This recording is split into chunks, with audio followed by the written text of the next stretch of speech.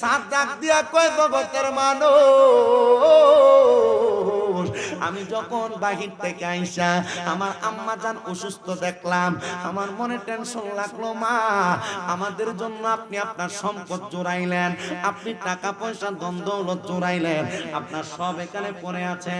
ও আম্মা জান, আপনি তো দুনিয়া থেকে বিদায় হয়ে গেলেন। হযরত সাদ ইবনে উবাদা বলে, আমি কার কাছে যে আমার মনের কষ্ট বলবো? আমি এমন কোন বিশ্বস্ত মানুষ পাই নাই। একটা বিশ্বস্ত মানুষ পেয়ে গেলাম, তার নাম হলো মুহাম্মদ মুস্তাফা, আহমদ মুস্তাফা সাল্লাল্লাহু আলাইহি ওয়াসাল্লাম। জোরে কোন সুবহানাল্লাহ। আমি একটা আয়াত নিছি সূরা হাসরের। এই আয়াত থেকে আমি চেষ্টা করব আপনাদেরকে একটা বিষয়ে আলোচনা করে দিয়ে যাইতে। কেন? এই যে দেখলেন গত পরশুদিন এত বিশাল একটা ভূমিকম্প আসলো, আমরা মাঝে কি ডর আছে? আছে। আচ্ছা, দেখেন ডর আছে কথা সত্য। আচ্ছা, এই গত পরশুদিন গেল, তাহলে আজকে 21 তারিখ ভূমিকম্প আসার পরে এলাকার সুদখুররা সুদখানা কি বন্ধ হইছে? আচ্ছা, 21 তারিখ এত বড় ভূমিকম্প, 5.5 মেগাবাইট ভূমিকম্প হওয়ার পর এলাকার মৃত্যুকরার মিছা কথা কি কমছে?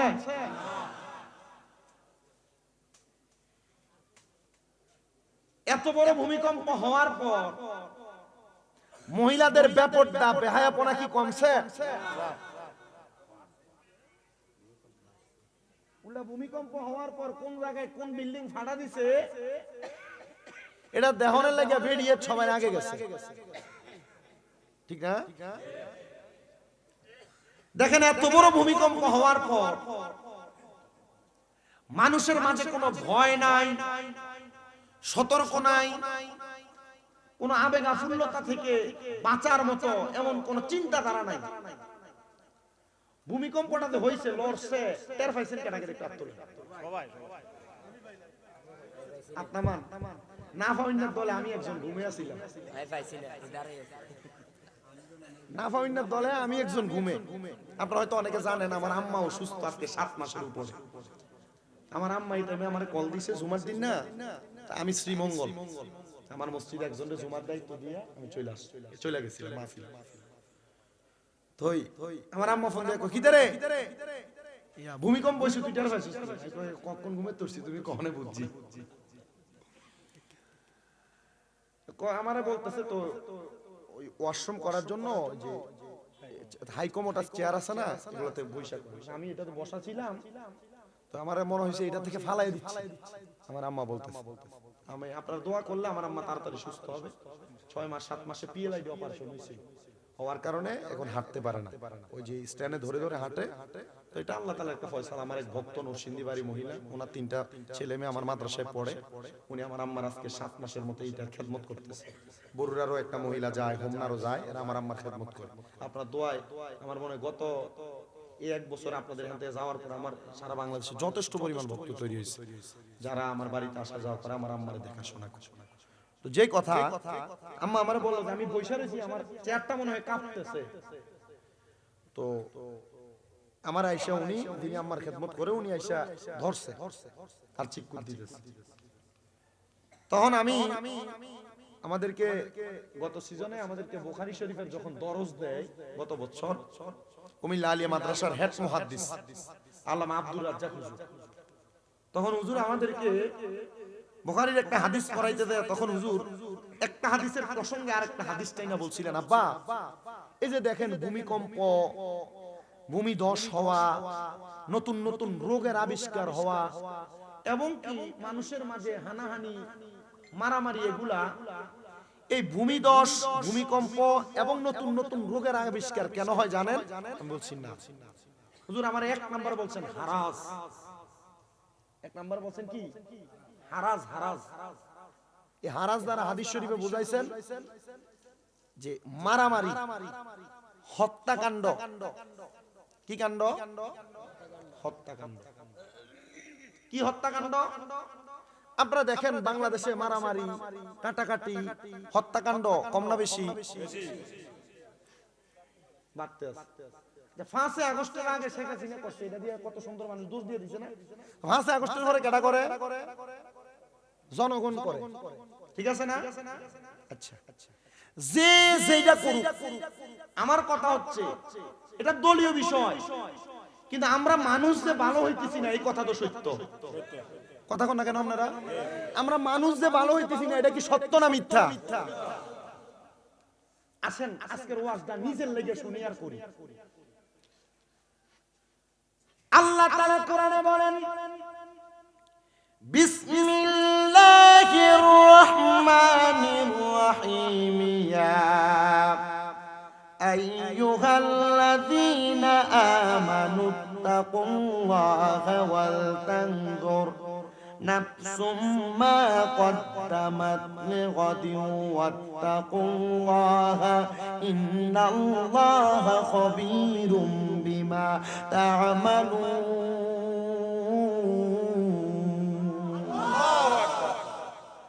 আল্লাহ তাআলা দুনিয়ার কোন সাধারণ কোন বান্দাদেরকে ডাকতেন না, আমার আল্লাহ তাআলা ডাকতেন ঈমানদারদেরকে।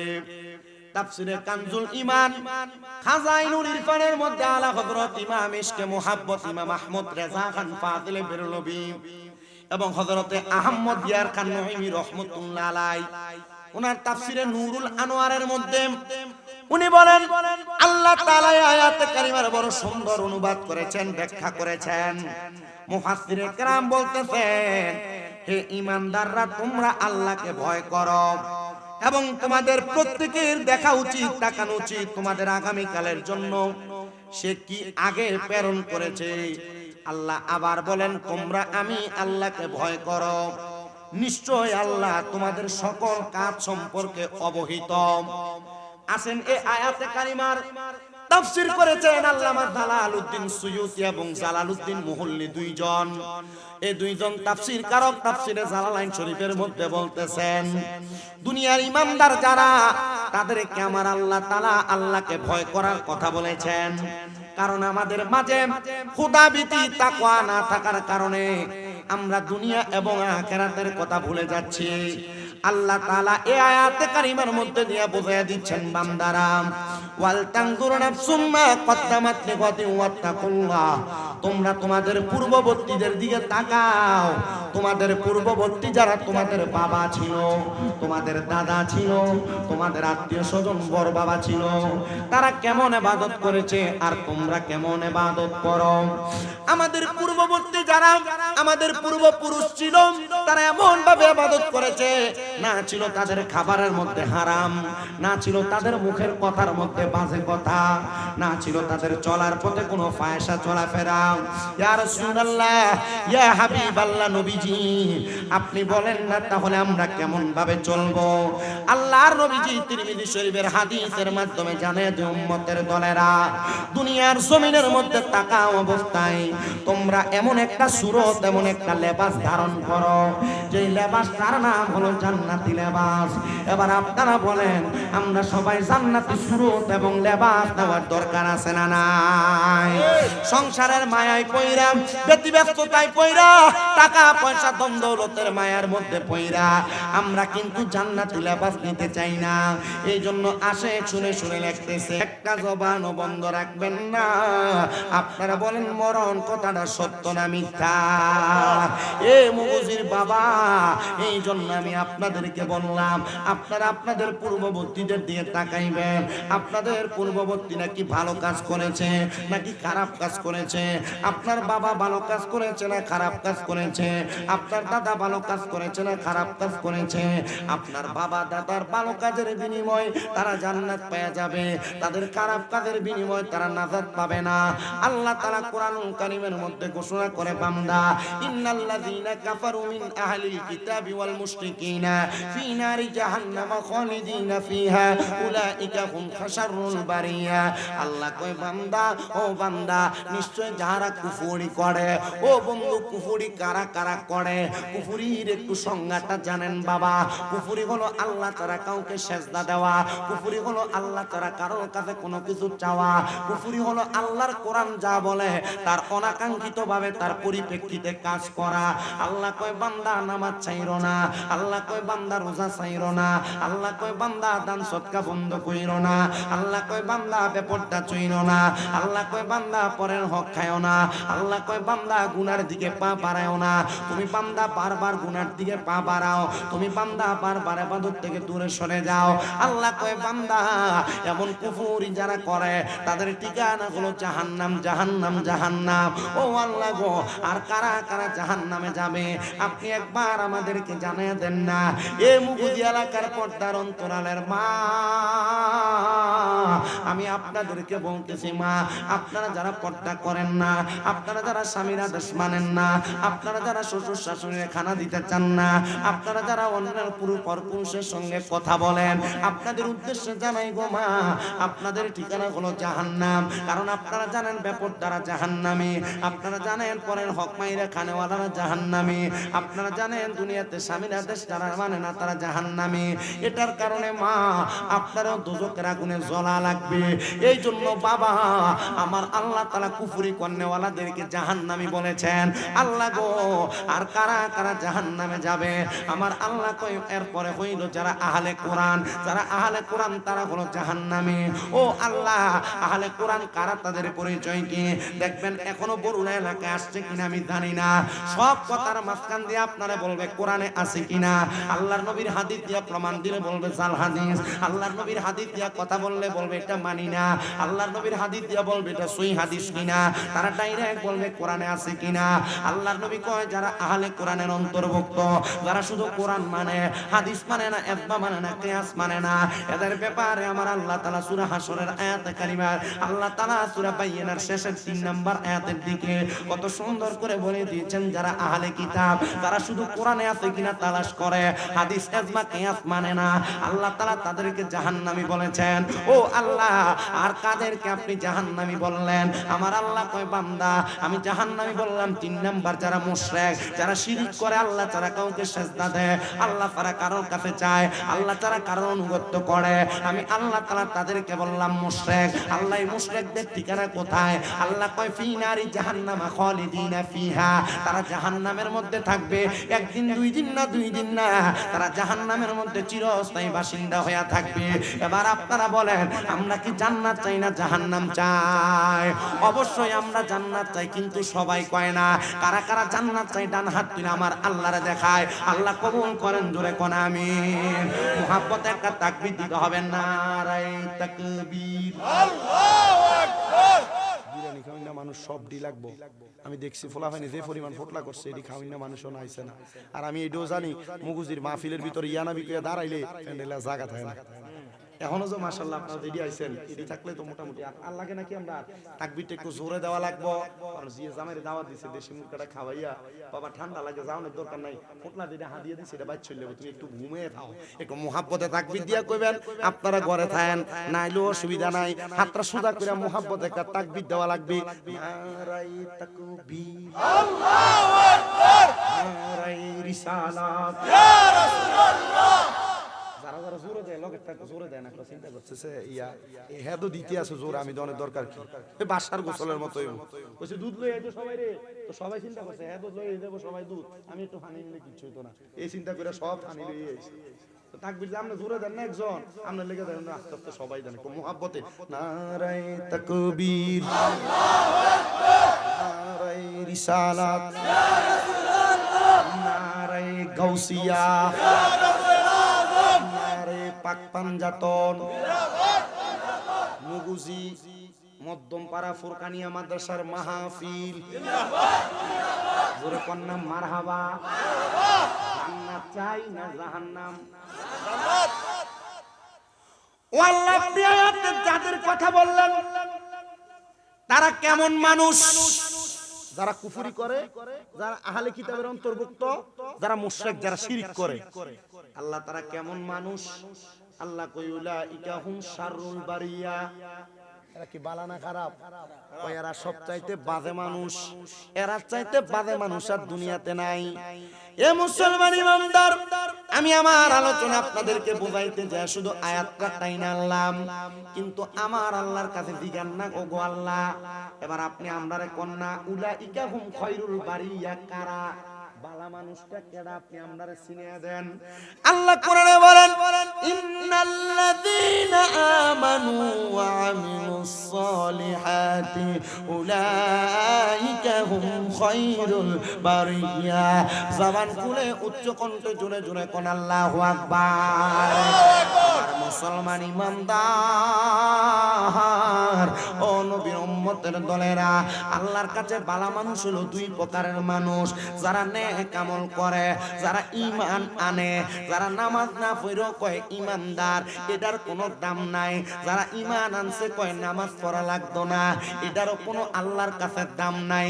ঈমান আর আমল মা বাইনাল ফারকুল ঈমান ওয়াল ইসলাম আমাল, ঈমান এবং আমলের পার্থক্য হইল একটা মানুষের পেট আর পিঠের মতো, পেটের মধ্য থেকে পিঠটারে যদি কাইটা আলাদা করা লাগে তাইলে পেট ছাড়া পিঠ বাঁচবে না, পিঠ ছাড়া পেট বাঁচবে না।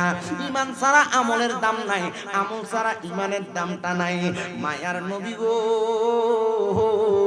আমরা ঈমানদার কেমনে বুঝতাম? বলে তোমাদের ধৈর্যের দ্বারা, তোমাদের তাকওয়ার দ্বারা। ও মায়ার নবী, ধৈর্য আর তাকওয়া দিয়ে কেমনে ঈমান পরীক্ষা করে? বলে তোমার বিপদের সময় আল্লাহর প্রতি বিশ্বাস রাখা, আল্লাহর প্রতি ঈমান রাখা, এটার নাম হলো তোমার আল্লাহর প্রতি তাকওয়া, আল্লাহর প্রতি ভয়, আল্লাহর প্রতি খোদাভীতি। আর তুমি খোদাভীতি রাখা হারাম কাজের দিকে হাত না বাড়ানোর কারণে তখন তোমার হবে ধৈর্য ধারণ করা। তোমার সামনে সুযোগ আছে গুনাহ করার, কিন্তু তুমি গুনাহ করো না। তোমার সামনে সুযোগ আছে পরের হক মাইরা খাওয়ার, কিন্তু পরের হক মাইরা খাও না। এটার কারণে তুমি আমার আল্লাহর কাছে ধৈর্যশীল হইবা, আল্লাহর কাছে ঈমান আর আমলওয়ালা হইবা।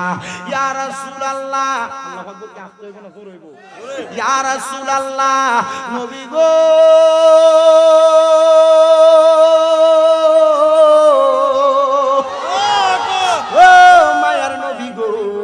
আপনি এমন একজন ঈমানওয়ালার কথা বলেন না। এবার আমার নবীর হাদিস পড়ার পরে দেখলাম এমন একজন ঈমানওয়ালার নাম হলো হযরতে সাদ ইবনে উবাদা রাদিয়াল্লাহু তাআলা আনহু। কেমন ঈমান জানেন, কেমন ঈমান জানেন? সাদ ইবনে উবাদা বলেন, আমি ছিলাম যুদ্ধের ময়দানে। কোথায়?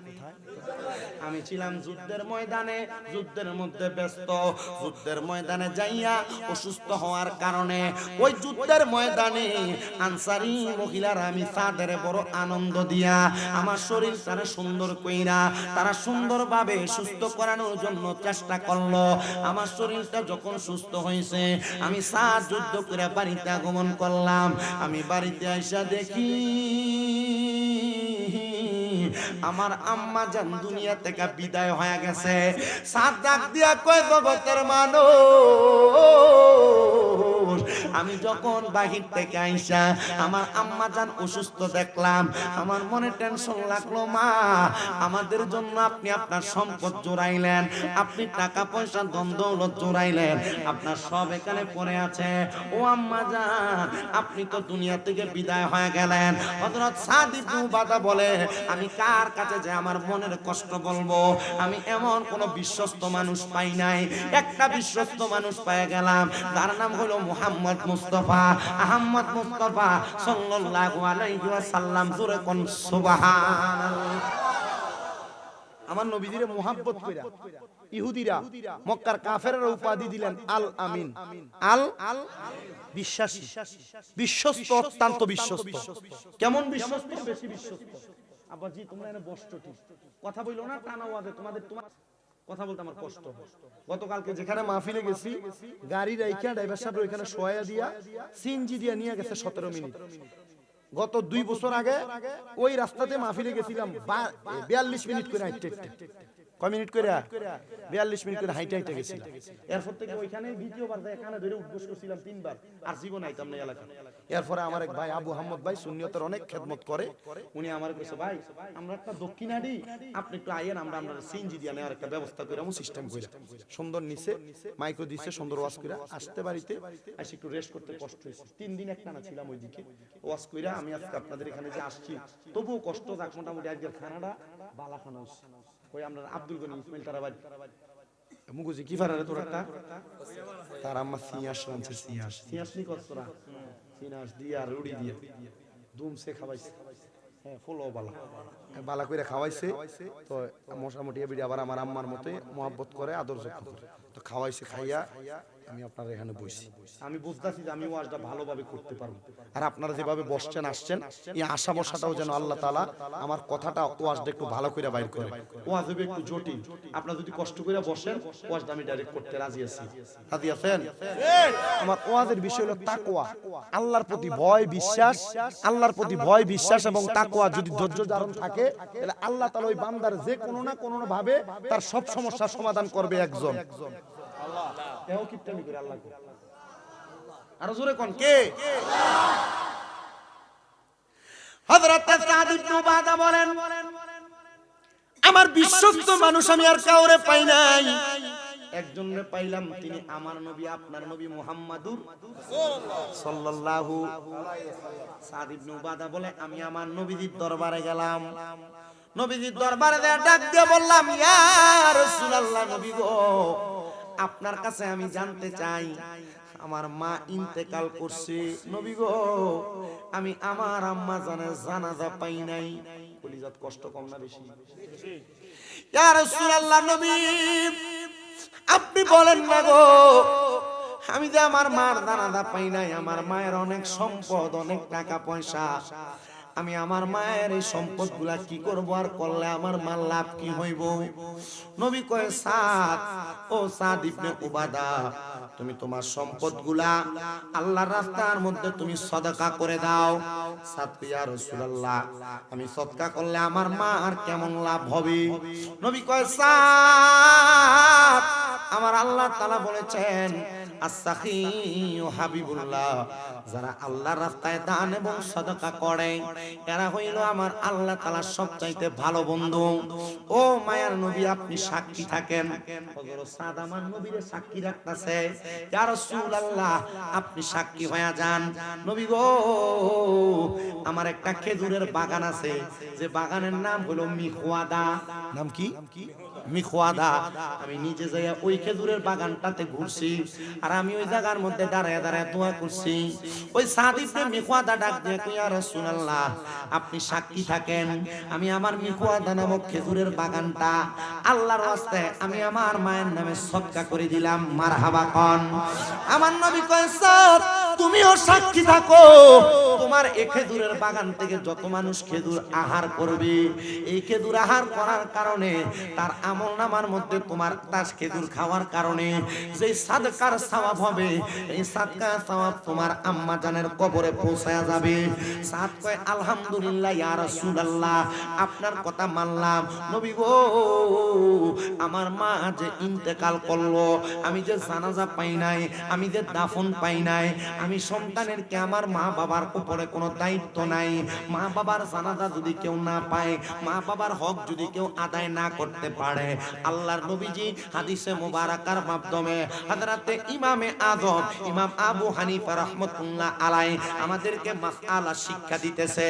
ওই সন্তান যেন তার মার জানাজা না পাওয়ার কারণে সন্তান যেন তার মার কবরের পাশে যায়, পশ্চিম দিকটারে পিছনে দিয়া মার মুখ বরাবর দাঁড়ায়া ওই সন্তান যেন তার হাতের মধ্যে 3 মুঠ মাটি নিয়া মায়ের মুখ বরাবর কপালের উপর একবার দুইবার তিনবার কইরা দিয়া দেয় আর আল্লাহর দরবারে দোয়া কইরা দেয়। ওই দোয়া করার কারণে ওই সন্তানের তার মা বাবার জানাজা এবং মাটির হক আদায় হয়ে যাবে। এটা একটা মাসআলা, এটা আপনারা শিক্ষা গ্রহণ করে অন্তরে ধারণ করবেন। এ মুসলমান এই নবীর উম্মতের দল হযরত সাদ ইবনে উবাদা বলে আমার তাকওয়া আমার বিশ্বাস ছিল মুহাম্মাদুর রাসূলুল্লাহর কাছে গেলে আমি আমার আম্মা জানের হক সম্পর্কে যাই না আদায় করতে পারবো, আমি আমার হকটা আদায় করলাম। এটা হইল আমার নবী এবং সাহাবায়ে কেরামের উদাহরণ।